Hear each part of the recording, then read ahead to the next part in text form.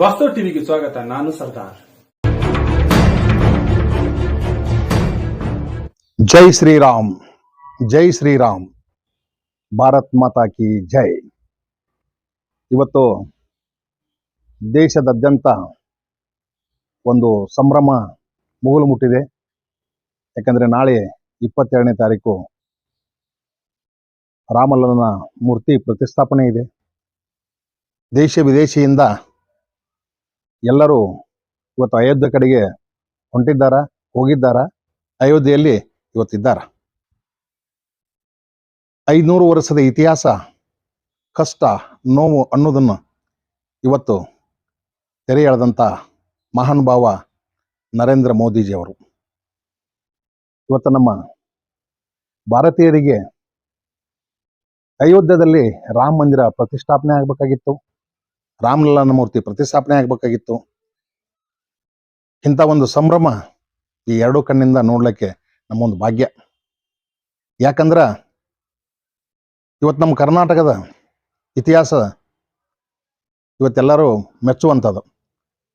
ಇವತ್ತು ರಾಮಲಲ್ಲನ ಮೂರ್ತಿ ಕೆತ್ತನೆ ಆಗಬೇಕಾಗಿದ್ದು ಮೈಸೂರಿನ ಶಿಲ್ಪಿಯವರು ಮಾಡಿದ್ದಾರೆ. ಕಲ್ಲು ಕೂಡ ಕಲ್ಲೇನಹಳ್ಳಿಯ ನಮ್ಮ ಕರ್ನಾಟಕದ್ದು. ಇಂಥ ಒಂದು ಸಂಭ್ರಮ ನಮ್ಮ ಕರ್ನಾಟಕಕ್ಕೂ ಅಯೋಧ್ಯಕ್ಕೂ ಅವಿನಾಭಾವ ಸಂಬಂಧ ಐತೆ ಅಂತ ನಾನು ಭಾವಿಸ್ತೀನಿ. ಯಾಕಂದ್ರೆ ಈ ಒಂದು ರಾಮ ಜನ್ಮಭೂಮಿ ಇತಿಹಾಸ ತೆಗೆದು ನೋಡಿದಾಗ 500 ವರ್ಷ ಆಗದಂಥ ಒಂದು ಕೆಲಸ ಇವತ್ತು ನರೇಂದ್ರ ಮೋದಿಜಿಯವರು ಮಾಡಿದ್ದಾರೆ. ಅವ್ರು ಮಾಡಿದಂಥ 2 ದೊಡ್ಡ ಸಾಧನೆಗಳು. 370 ಆರ್ಟಿಕಲ್ ತೆಗೆದುಹಾಕಿದ್ರು. ಇವತ್ತು ಕಾಶ್ಮೀರದಲ್ಲಿ ಇವತ್ತು ಅವ್ರಿಗೆ ಸ್ವಾತಂತ್ರ್ಯ ಸಿಕ್ಕಂಗಾಗೈತಿ. ಇವತ್ತು ನಿರ್ಬಿಡಿಯಾಗಿ ಜನಜೀವನ ಮಾಡ್ತಾ ಇದ್ದಾರೆ. ಇವತ್ತು ರಾಮ ಮಂದಿರ ಉದ್ಘಾಟನೆ ಆಗ್ತೈತಿ. ಇವತ್ತು ಕೋಟ್ಯಾಂತರ ಒಂದು ದೇಶದ ನಿವಾಸಿಗಳಿಗೆ ಹರ್ಷೋದ್ಧಾರ. ಯಾಕಂದ್ರೆ ರಾಮ ಮಂದಿರ ನಮ್ಮ ಕೈಲಿ ಆಕೈತೇವೋ ಇಲ್ಲೋ, ಕಟ್ತೇವೋ ಇಲ್ಲೋ, ಕರಸೇವಕರು ಎಷ್ಟು ಪ್ರಾಣ ಬಲಿದಾನ ಮಾಡಿದರು, ಎಷ್ಟೋ ಕರಸೇವಕರು ಪ್ರಾಣತ್ಯಾಗ ಮಾಡಿದರು. ಅಷ್ಟ ಒಂದು ಪರಿಸ್ಥಿತಿಯನ್ನು ನೋಡಿದಾಗ ನಮ್ಮಲ್ಲಿ ರಾಮ ಮಂದಿರ ಆಗೋದಿಲ್ಲ ಅನ್ನೋ ಒಂದು ಮಾತಿತ್ತು. ಅವಾಗ ಹಿಂದಿನ ಒಂದು ಇತಿಹಾಸ ಹೇಳ್ಬೇಕಾಗತ್ತೆ ನಿಮಗೆ. ಅಟಲ್ ಬಿಹಾರಿ ವಾಜಪೇಯಿ ಅವರು ಒಂದು ಮಾತನ್ನಂದಿದ್ರು, ಯಾವತ್ತು ಈ ನಮ್ಮ ಭಾರತ ದೇಶದಲ್ಲಿ ಪರಿಪೂರ್ಣ ಸರ್ಕಾರ ನಮ್ಮದು ಬರ್ತೈತೋ ಅಂದ 370 ಆರ್ಟಿಕಲ್ಲು ತೆಗೆದುಹಾಕ್ತೇವು ಮತ್ತು ರಾಮ ಮಂದಿರ ನಿರ್ಮಾಣ ಮಾಡ್ತೇವು ಅನ್ನುವಂಥ ಮಹಾನುಭಾವ ಈ 40 ವರ್ಷದಿಂದ ಹೇಳಿದರು. ಅದು ಇವತ್ತು ಅವರ ಶಿಷ್ಯ ಆದಂಥ ನರೇಂದ್ರ ಮೋದಿಜಿಯವರು ನನಸು ಮಾಡಿದ್ದಾರೆ. ಇವತ್ತು ರಾಮ ಮಂದಿರ ಕ್ಷಣಗಣ ಉದ್ಘಾಟನೆಗೆ ಮಧುವನಗಿತ್ತಿ ಒಂದು ಸಿಂಗಾರಗೊಂಡಂಥ ಒಂದು ಅಯೋಧ್ಯದಲ್ಲಿ ಇಂಥ ಸಿಂಗಾರನ್ನ ನಮ್ಮ ಕರಸೇವಕರು ಹಾಗೂ ನಮ್ಮ ಭಾರತೀಯ ಎಲ್ಲ ಜನರು ಕಣ್ ತುಂಬಿಕೊಳ್ಳುವಂಥ ಒಂದು ಕ್ಷಣ ಇವತ್ತು ಬಂದಿದೆ. ನಾಳೆ 22ನೇ ತಾರೀಕು ರಾಮಲಲ್ಲ ಪ್ರತಿಷ್ಠಾಪನೆ ಆಗ್ತೈತಿ. ಈಗ ಅಲ್ಲಿ ಹೋಗಿ ನಮ್ಮ ಕರಸೇವಕರು ಹೋಗಿದ್ದಾರ, ರಾಮನ ಭಕ್ತರು ಹೋಗಿದ್ದಾರ. ಇನ್ನು ಕೆಲವೊಂದು ಮಂದಿ ಆದವರು ಇಲ್ಲೇ ರಾಮನ ಜಪ ಮಾಡ್ಕೊಂತ ಮನೆಯಲ್ಲೇ ಕುಂತ್ಕೊಂಡು ನೋಡುವಂಥ ಒಂದು ಭಾಗ್ಯ ಐತಿ. ಅದಕ್ಕೆ ಈ ರಾಮನ ಒಂದು ಪ್ರತಿಷ್ಠಾಪನೆ ಏನೈತಲ್ಲ, ಇವತ್ತು ಬರೇ ನಮ್ಮ ಭಾರತ ದೇಶ ಅಲ್ಲ, ನಿವಾಸಿ ಭಾರತೀಯರಿದ್ದಾರ, ದೇಶ ವಿದೇಶಿಯಲ್ಲಿದ್ದಾರ. ಇವತ್ತು ಬೇರೆ ಬೇರೆ ದೇಶದ ಜನರು ಕೂಡ ಇವತ್ತು ರಾಮನ ಜಪ ಮಾಡ್ತಾ ಇದ್ದಾರೆ. ಇದನ್ನೆಲ್ಲ ಇವತ್ತು ನಾವು ನೋಡಿದ್ರೆ ಭಾಳ ಒಂದು ಸಂತೋಷದ ಸಂಭ್ರಮ. ಆಮೇಲೆ ಮೊನ್ನೆ ಮೋದಿಜಿಯವರು ಒಂದು ಕರೆಯನ್ನು ಕೊಟ್ಟರು. ನಾಳೆ 22ನೇ ತಾರೀಕಿನ ದಿನ ಪ್ರತಿ ಮಂದಿರಗಳಲ್ಲಿ, ಮನೆಗಳಲ್ಲಿ, ಮನೆ ಮುಂದೆ, ದೇವರ ಗರ್ಭಗುಡಿಯಲ್ಲಿ, ಮನೆಯಲ್ಲಿದ್ದಂಥ ಪೂಜಾ ಮಂದಿರದಲ್ಲಿ ದೀಪ ಬೆಳಗಿಸ್ಬೇಕು.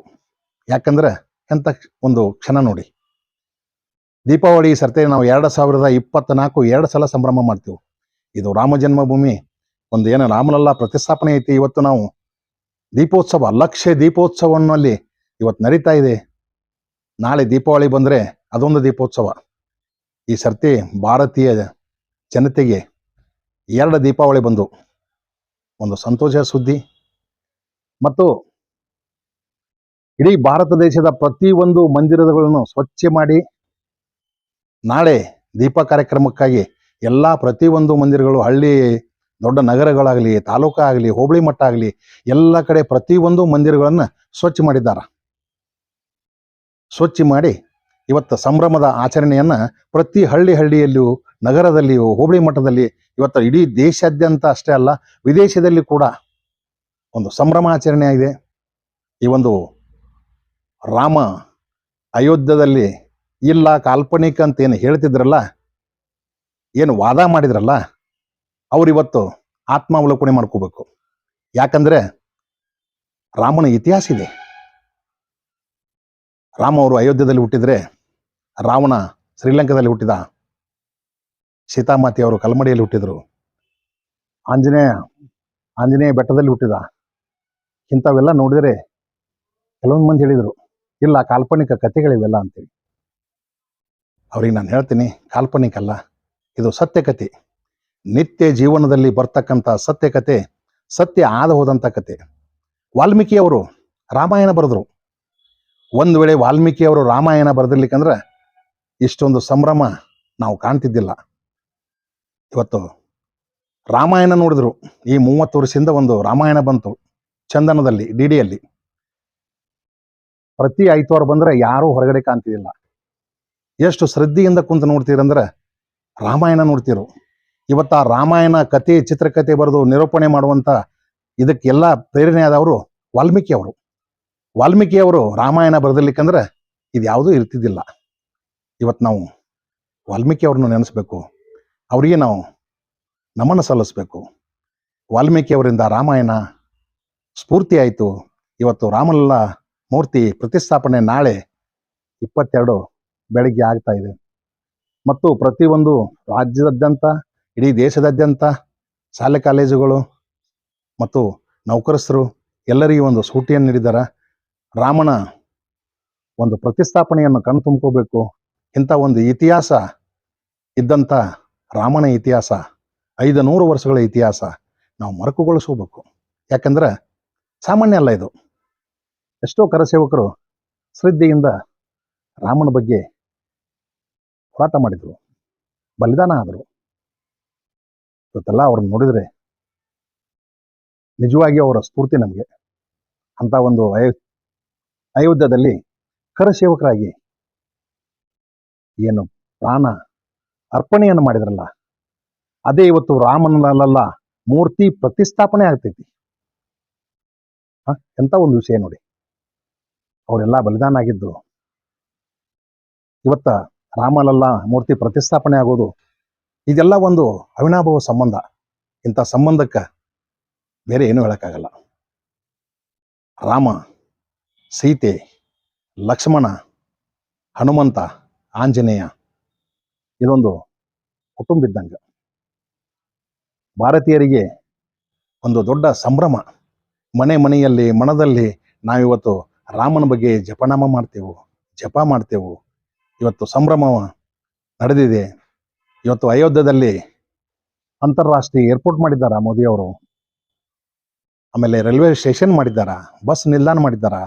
ಇವತ್ತು ಅಯೋಧ್ಯೆ ರಾಮ ಮಂದಿರಕ್ಕೆ ಹೋಗ್ಲಕ್ಕ 80 ಅಗಲದಂಥ ರೋಡ್ಗಳನ್ನು, 3 ರೋಡ್ಗಳನ್ನು ಮಾಡಿದ್ದಾರೆ.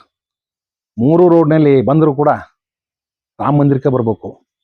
ಎಲ್ಲ ಇದ್ದಂಥ ಅಲ್ಲಿಯ ಸರ್ಕಾರ, ಆದಿನಾಥ ಯೋಗಿಜಿಯವರು ಶ್ರಮ ಭಾಳ ಐತಿ. ಇದಕ್ಕೆ ಮುಂದೆ ನಿಂತು ಅವರು ಇಂಥ ಒಂದು ಕೆಲಸ ಮಾಡಿದ್ದಾರ. ಸಾಮಾನ್ಯ ಅಲ್ಲ ಅದು. 80 ಅಡಿ ಅಗಲ ರಸ್ತೆಯನ್ನು ಮಾಡಿ ಇವತ್ತು ರಾಮ ಮಂದಿರ ಮುಂದ್ಗಡೆ ಇವತ್ತು ನಮ್ಮ ಒಂದು ವೀಣೆಯನ್ನಿಟ್ಟಿದ್ದಾರೆ.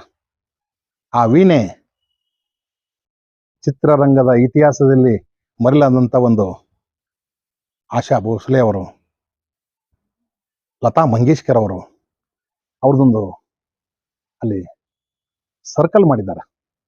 ಅಂತ ಗಾನ ಕೋಗಿಲೆ ಅವರ ಸರ್ಕಲ್ ಇವತ್ತು ನಾವು ನಿಜವಾಗಿ ರಾಮನ ಬಗ್ಗೆ 106 ಜಪನಾಮಗಳನ್ನು ಅವರು ಹಾಡಿದ್ದಾರ, ಜನರಿಗೆ ಮುಟ್ಟಿಸಿದ್ದಾರ. ಅಂತ ಒಂದು ಲತಾ ಮಂಗೇಶ್ಕರ್ ಅವರ ಒಂದು ಏನು ಸರ್ಕಲ್ ಮಾಡಿದಾರಲ್ಲ, ನಿಜಕ್ಕೂ ನಾವು ಕಣ್ ತುಂಬ್ಕೋಬೇಕು. ಯಾಕಂದ್ರೆ ಅಂತಿಂಥ ಮಹಾನುಭಾವರು ಇದ್ರಂತೇಳಿ ರಾಮನ ಒಂದು ವಿಜಯೋತ್ಸವ ಅವ್ರು ಇವತ್ತಿಲ್ಲ ಅಂದರೂ ಕೂಡ ಅವ್ರನ್ನ ನಾವು ನೆನೆಸ್ಬೇಕು.